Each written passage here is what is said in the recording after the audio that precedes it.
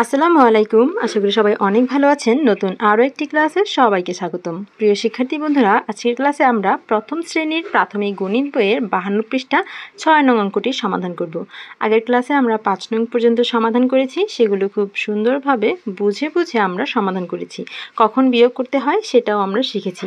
তো আজকে তারই ধারাবাহিকতায় প্রথমেই আমরা 6 নংয়ের যে প্রশ্নটি রয়েছে সেটা আমরা প্রথমে মজা করে বুঝে নিব, তারপর বুঝবো যে কি বলেছে এবং তারপর সেটা কি করতে হবে, যোগ করতে হবে নাকি বিয়োগ করতে হবে সেটা আমরা বুঝে সমাধান করব।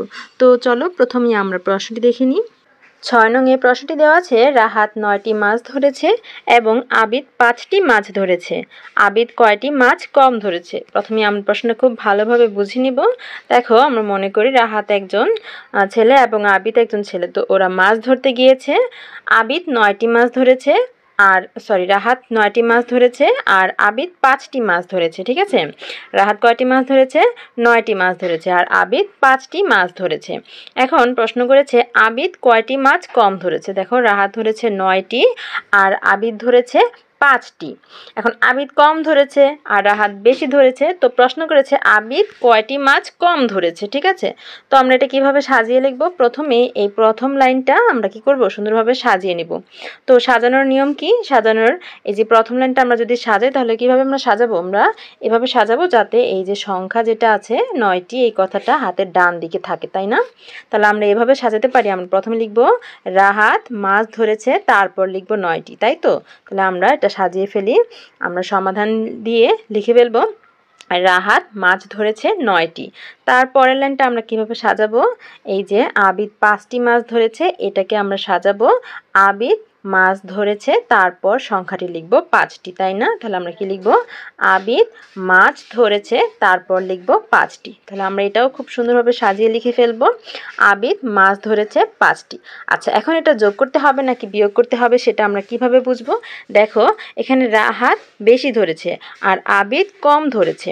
তাহলে আবিদ কয়টি মাছ কম ধরেছে সেটা যদি আমরা বের করতে চাই, তাহলে রাহাতের সাথে যে কয়টা মাছ মিলে যাবে, অর্থাৎ 5টি মিলে যাবে, সেই 5টি কি করব? বাদ দিয়ে দিব।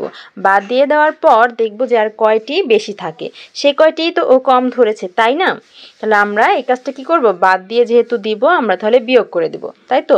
ওর 5-এর সাথে ওর 5টি মিলিয়ে ওইখান থেকেই 9 থেকে আমরা 5টি যদি বাদ দিয়ে দিই, আরও যে কয়টি অবশিষ্ট থেকে যাবে সে কয়টি মাছ রাহাত বেশি ধরেছে, তার মানে সে কয়টি মাছ আবিদ কি কম ধরেছে। তার মানে এটা কিসের অঙ্ক?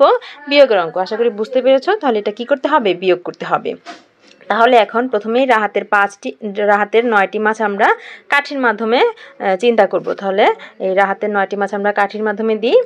1টি, 2টি, 3টি, 4টি, 5টি, 6টি, 7টি, 8টি, 9টি। মনে করি রাহাত এই 9টি মাছ ধরেছে। ঠিক আছে, আচ্ছা ভালোভাবে আরও একবার বুঝে নাও যেটা বিয়োগ কেন করতে হবে। আমরা মনে করি রাহাত এই 9টি মাছ ধরেছে। এখন আবিদ মাছ ধরেছে কয়টি? 5টি। আবিদের এই 5টি মাছ রাহাতের এই 5টি মাছের সাথে আমরা মিলাই। দেখো তো 5 কোথায় আসে? 1, 2, 3, 4, 5 এই পর্যন্ত হয় 5টি। আমরা তাহলে রাহাতের এই 5টি মাছের সাথে আবিদের এই 5টি মাছ যদি মিলাই, তাহলে এই কয়টি মাছ আমরা মিলাতে পারিনি। তার মানে আবিদ এই কয়টি মাছ কম ধরেছে। রাহাতও 5টি মাছ ধরেছে, আবিদও 5টি মাছ ধরেছে, কিন্তু এই যে এই কয়টি মাছ, এখানে আরও কয়টি মাছ আছে? 1, 2, 3, 4, এই 4টি মাছ রাহাত বেশি ধরেছে। এই 4টি মাছ আমরা আবিদের মাছে পাইনি।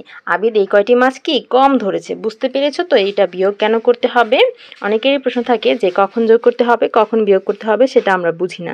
তো এইভাবে করে যদি তোমরা বুঝে ফেলো তাহলে কিন্তু তোমরা নিজেরাই বুঝতে পারবে কোন অঙ্কটা যোগ করতে হবে আর কোন অঙ্কটা বিয়োগ করতে হবে। তাহলে বুঝতে পারলাম এটা বিয়োগ করতে হবে। আর বিয়োগ করে আমরা কত পেলাম? এখানে 1, 2, 3, 4 পেলাম। তার মানে এই অঙ্কটা হচ্ছে 4টি ফলাফল হবে, তাই না? 4টি মাছ কি কম ধরেছে। তাহলে লাস্টের লাইনটা আমরা কিভাবে সাজিয়ে লিখবে? যে এখান থেকে সাজিয়ে লিখবে আবিদ মাছ কম ধরেছে 4টি। ঠিক আছে, এই কয়টি লিখবে না, এটা দিয়ে প্রশ্ন করেছে।